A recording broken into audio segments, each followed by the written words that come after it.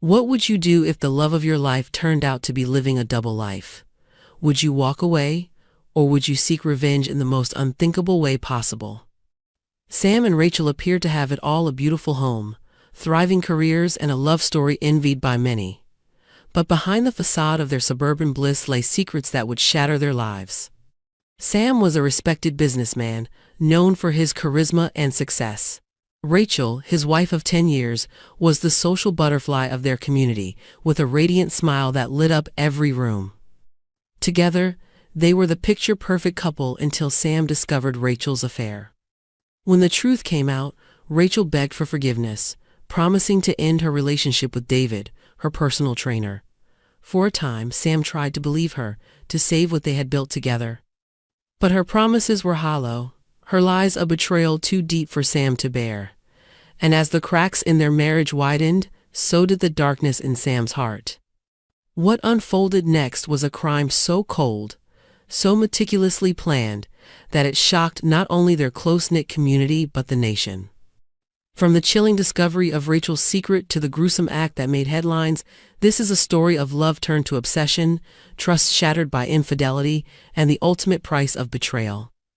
Stay with us as we delve into the harrowing details of Sam's descent into madness and the lengths he went to for revenge. This is True Crime by Sophia, and you won't want to miss a moment of this haunting tale.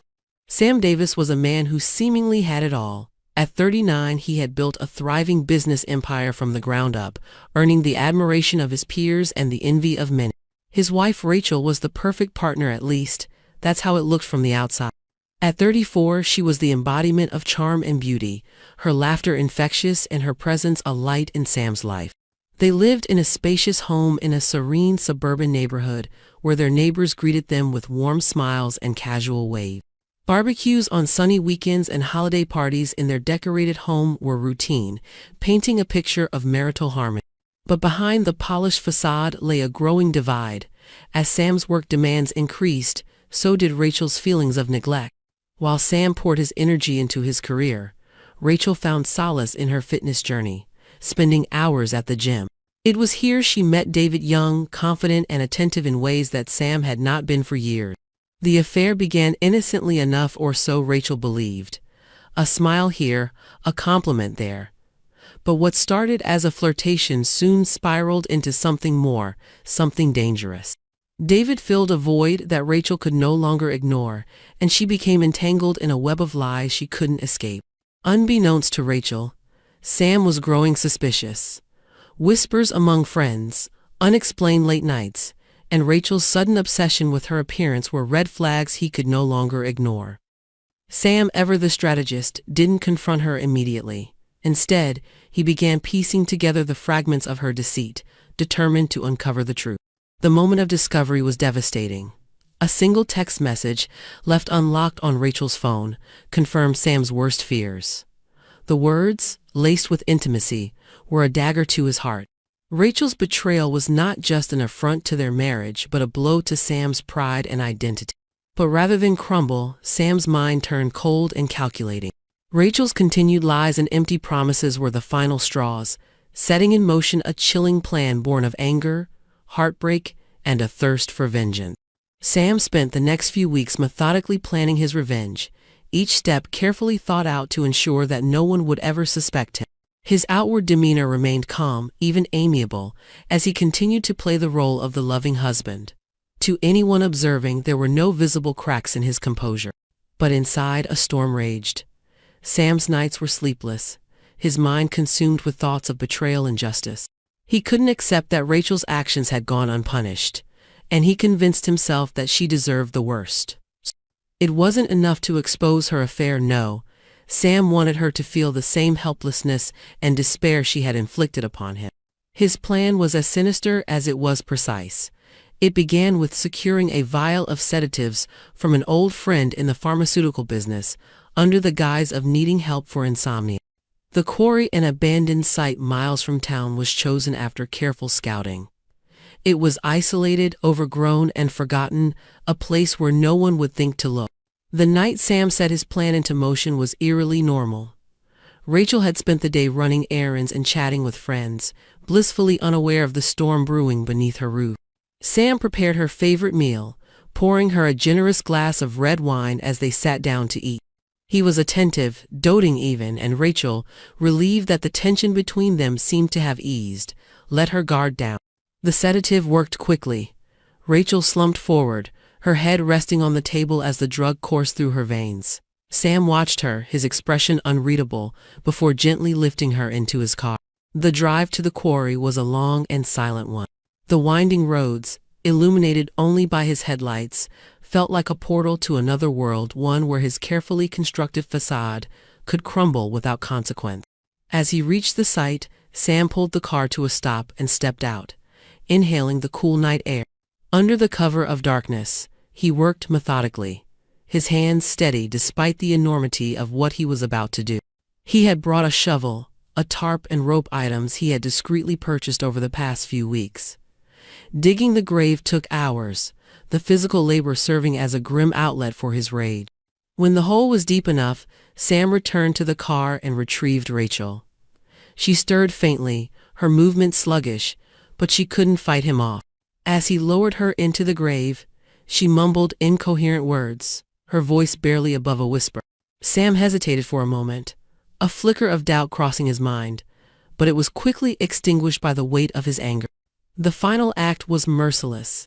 He buried her alive, the sound of the dirt hitting the tarp muffled by the night. When the job was done, Sam stood over the grave, his chest heaving as he stared at the patch of earth that now held his wife. The silence was deafening, broken only by the rustling of leaves in the wind. Sam drove home in the early hours of the morning, his hands still trembling on the wheel. He showered, scrubbed away the dirt and sweat, and slipped into bed as if nothing had happened. For a brief moment, he allowed himself to believe that he had erased Rachel from his life without a trace. But Rachel's absence didn't go unnoticed. The next day, Rachel's personal trainer, David, grew concerned when she missed their scheduled session without any explanation. Calls and messages went unanswered, and by evening, David's worry turned to alarm. He contacted the police, reporting Rachel missing and mentioning the possibility of foul play. The investigation started small, a few interviews, a cursory search of Rachel's usual haunts, but quickly escalated when her friends and family revealed the turmoil in her marriage. Sam's stoic demeanor raised eyebrows, and while he offered a convincing alibi, his lack of visible grief unsettled those around him. Detectives began piecing together the fragments of Rachel's life, including her affair with David. The discovery of her infidelity complicated the case, as it introduced multiple potential motives and suspects. However, David's cooperation and genuine distress diverted suspicion away from him and back toward Sam. For weeks, Sam maintained his innocence, playing the role of a devastated husband. But the weight of his crime began to take its toll. He grew paranoid, avoiding contact with neighbors and co-workers, and his once impeccable appearance began to deteriorate. The pressure intensified when detectives uncovered surveillance footage of his car near the quarry on the night of Rachel's disappearance. Faced with mounting evidence, Sam's carefully constructed story unraveled. In a moment of desperation, he confessed, recounting the crime in chilling detail. The community, once in awe of his success, was now united in their horror at the depths of his betrayal. The news of Sam's confession sent shockwaves through the community. A man once admired for his business acumen and charisma was now branded a cold-blooded killer. Local media outlets covered the story relentlessly, dubbing it the Quarry Murder and turning it into a cautionary tale of love, betrayal, and revenge. The trial began 6 months later, drawing national attention. Sam sat in the defendant's chair, his face stoic but pale. His defense team aimed to paint him as a man driven to a momentary lapse of sanity by the unbearable pain of betrayal. They presented evidence of Rachel's infidelity and argued that Sam's actions were a tragic consequence of his emotional breakdown. But the prosecution focused on the chilling premeditation behind the crime. They highlighted Sam's meticulous planning, the purchase of the sedatives, the tarp, and the rope as evidence of his calculated intent to kill. Witnesses testified about Sam's deteriorating mental state in the weeks leading up to Rachel's disappearance, while forensic experts detailed the horrifying conditions of her death. The most gut-wrenching testimony came from Rachel's family. Her mother, a frail woman with tear-streaked cheeks, described the last time she spoke to her daughter. She told me she was trying to fix things with Sam, she said, her voice breaking. I never thought I'd lose her like this. David, Rachel's trainer and lover, also took the stand. His testimony was a mix of guilt and sorrow as he admitted to his role in the affair, but he emphasized that nothing justified the violence Rachel had suffered. His presence in the courtroom, however, stirred mixed reactions. Some blamed him for igniting the chain of events, while others sympathized with his grief. After weeks of harrowing evidence and emotional testimonies, the jury deliberated for only a few hours before returning a guilty verdict. Sam was convicted of first-degree murder and sentenced to life in prison without the possibility of parole. The sentence brought a measure of closure to Rachel's loved ones, but the scars left by her death would linger forever. As Sam began his life behind bars, the ripple effects of his actions continued to spread. Rachel's family struggled to make sense of the tragedy, their grief compounded by the public nature of the case. Her mother withdrew from the community, unable to face the pitying looks and whispered conversations. Rachel's younger sister, determined to honor her memory, became an advocate for victims of domestic violence, channeling her pain into a mission to help others. The community, once a haven of suburban stability, was left shaken. Neighbors who had once admired Sam and Rachel found themselves questioning how well they really knew the people around them. If someone like Sam could do this, one neighbor remarked, what does that say about the rest of us? David too faced his own struggles. Though he was not legally implicated in Rachel's death, the affair made him a target of public scorn. He eventually left town, seeking anonymity in a new city where he could rebuild his life. But the weight of Rachel's death remained with him, a constant reminder of the choices that had led to such a devastating outcome. For Sam, life in prison was a stark contrast to the success and freedom he had once enjoyed. Isolated from the outside world, he spent his days replaying the events that had brought him there. In rare interviews, he expressed a mix of remorse and defiance, insisting that Rachel's betrayal had driven him to the edge. But his words offered little comfort to those who had suffered because of his actions.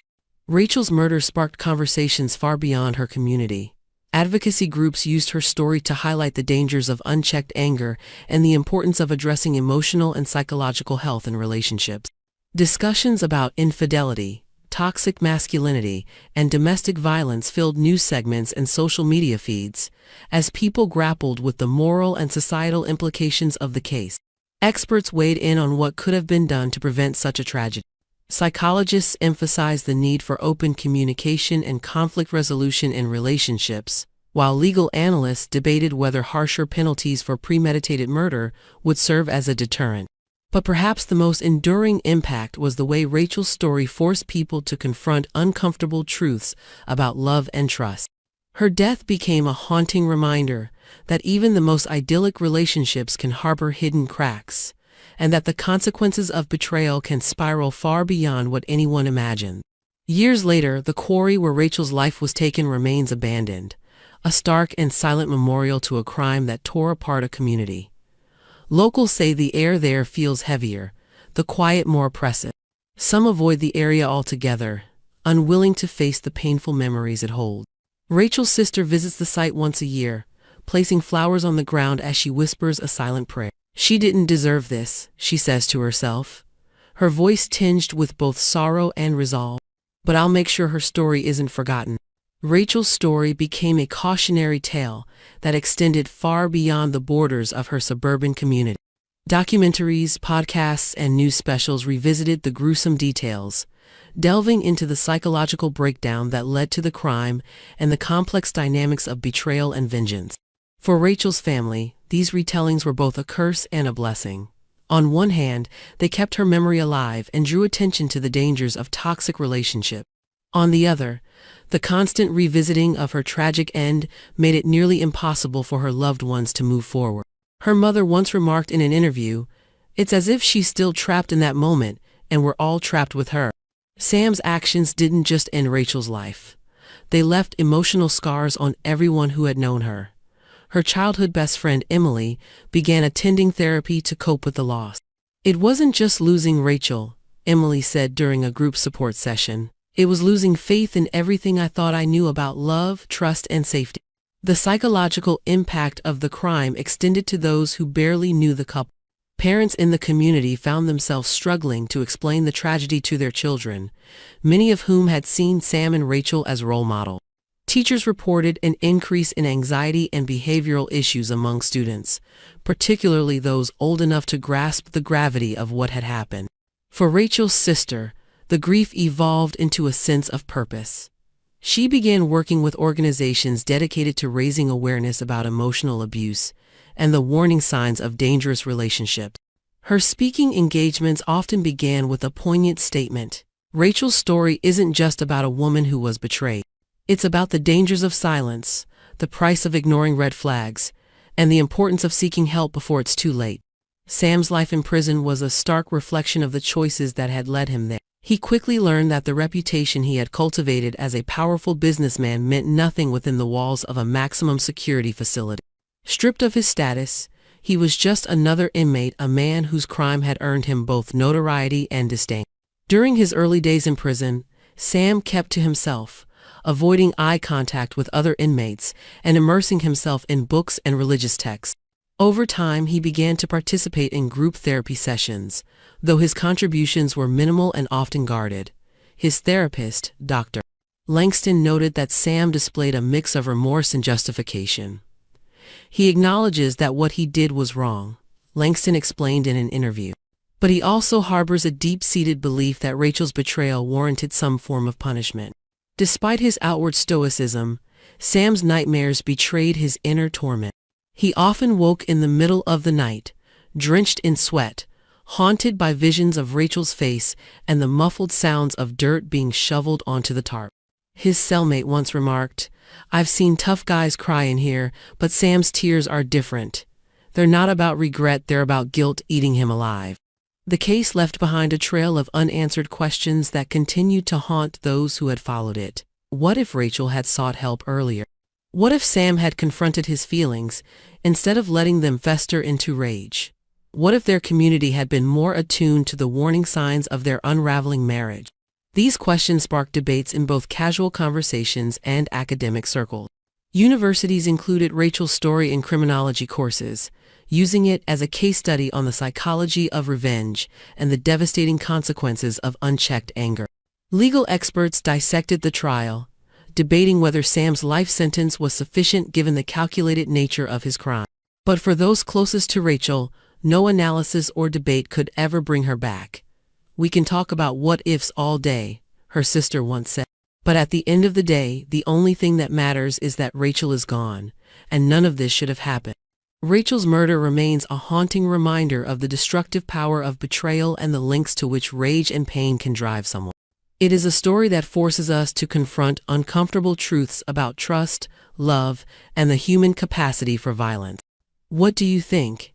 Can betrayal ever justify vengeance, or does it only lead to greater